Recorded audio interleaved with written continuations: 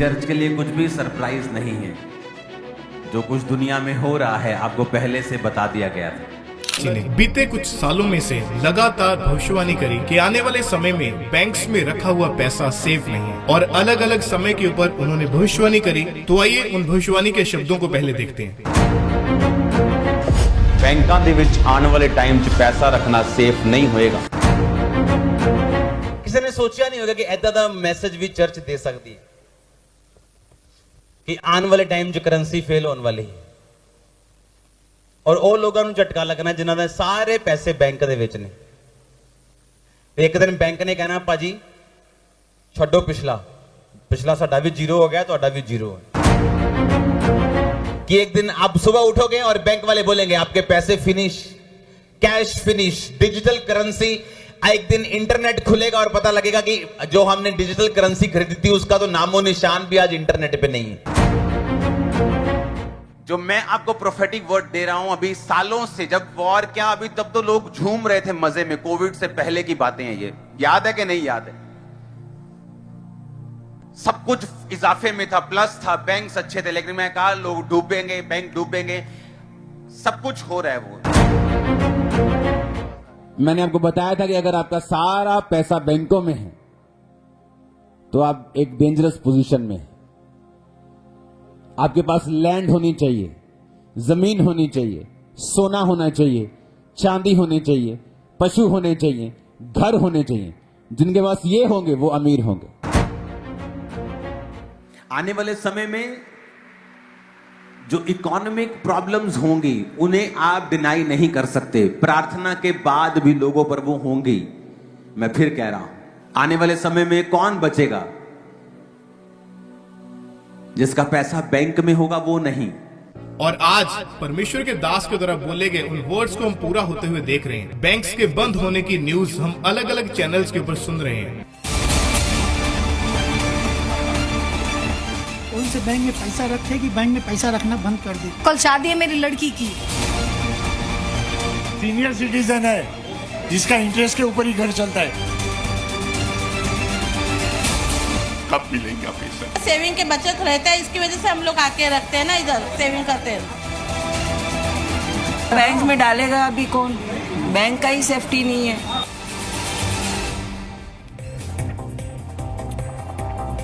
जब ये शब्द बैंक आप सुनते हैं तो पहला ख्याल क्या आता है? पहला ख्याल आता है भरोसा। और आम आदमी के भरोसे पर पूरा बैंकिंग सिस्टम चलता है। पैसा घर से चोरी ना हो, पैसा सुरक्षित रहे, इसलिए भरोसा किया जाता है बैंक पर।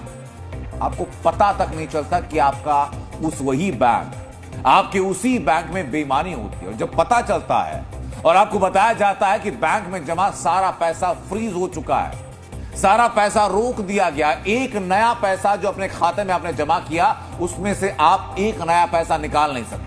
एक बैंक की लगभग 26 ब्रांच बंद कर दी, उससे पैसा नहीं निकाला जा सकता। उसके बाद की तस्वीर देखिए, अगली तस्वीर। बैंक के बाहर ग्राहकों की भीड़ लग गई, जमघट लग गया। सैकड़ों हजारों ग्राहक पहुंच गए बैंक के बाहर लाइन लगाकर। ये आप देख रहे हैं, लोगों की भारी भीड़ आपको नजर आ रही है चारों तरफ।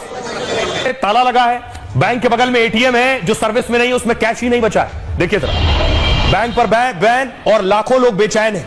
क्या कहना चाह रहे हैं लोग बैंक पहुंच रहे हैं, दौड़े दौड़े बैंक पहुंचे, लेकिन बैंक का शटर बंद, ATM out of service. RBI के फैसले से हजारों लोग बेहद परेशान हैं। एक बैंक पर बैन लगा तो हजारों की मेहनत की कमाई अटक गई है। कोई शटर तोड़कर बैंक में घुसने की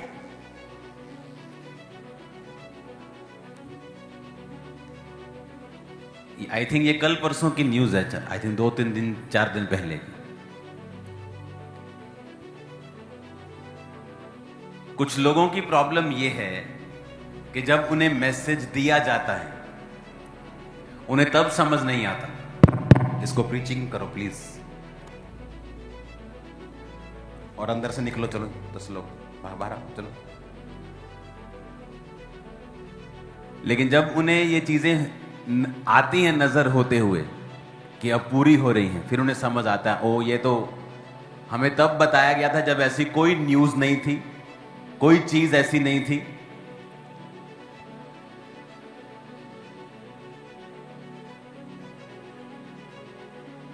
ये किस चीज की आवाज है?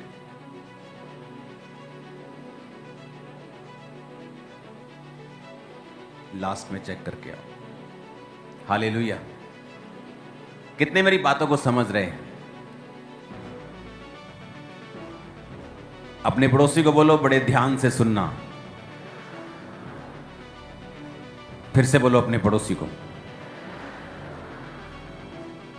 जो तुझे बताया जा रहा है बड़े ध्यान से सुनना। आमीन।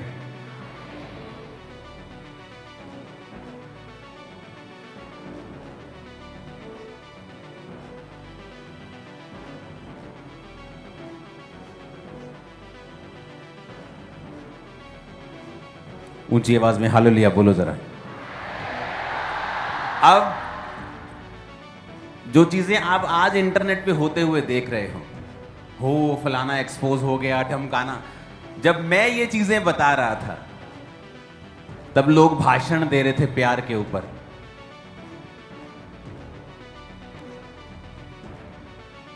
चल रहे थे ना भाषण लोगों के। आज वही लोग इंटरनेट पे आके कह रहे हैं हम बड़े दुखी हैं जी। तुम दुखी नहीं हो, तुम मजे ले रहे हो सिर्फ। मैं बता रहा हूं, इवन कोई फेक भेड़िया अगर गिरे, परमेश्वर वो भी नहीं चाहता कि वो गिरे, वो चाहता है वो मन फिराए। मैं आपको बता रहा हूं,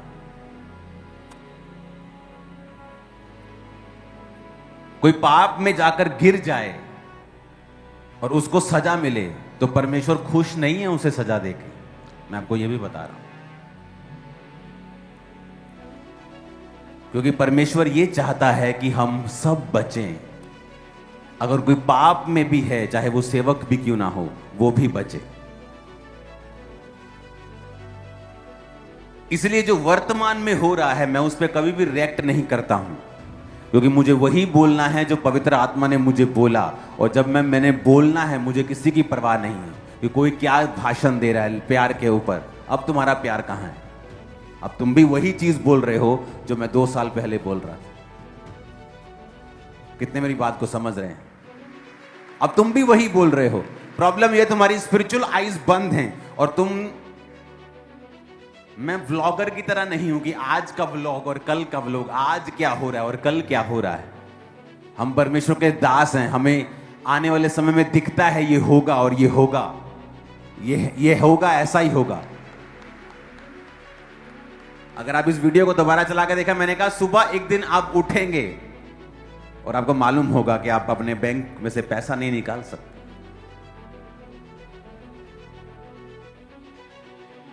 तब लोग सोचते हैं ऐसा कैसे हो सकता है, ये तो ऐसे होता है, इनकी इतनी गारंटीज होती हैं, ये तो ऐसे हो ही नहीं सकता है। क्योंकि आप, परमेश्वर तब बोलता है जब उसका कोई भी संभावना नहीं होती, ताकि जब पूरा हो, परमेश्वर लोगों को पता हो कि ये कोई डेटा देख कर की गई प्रोफेसी नहीं है। ये तब बोला गया था जब सब कुछ साफ था कि इतनी बारिश होगी, इतनी बारिश होगी कि तेरे को जाने की जगह भी नहीं मिलेगी, भाग जा, अभी इतनी बारिश होगी। वैसा ही हुआ जैसे एलिया ने कहा था। कितने इन बातों को समझ रहे हैं? उसने तब नहीं कहा जब आधे बादल आ गए और सोचा बारिश हो सकती है। सब बता सकते हैं बारिश हो सकती, लेकिन उसने तब बताया जब एक सिर्फ मुट्ठी भर बादल, जब परमेश्वर ने कहा कि अब बारिश होगी, और उसने देखा और कहा अब चला जा, क्योंकि इतनी बारिश होगी शायद तू यहां पर सरवाइव भी ना कर सके, तेरा रथ भी रुक जाए, अब चला जा।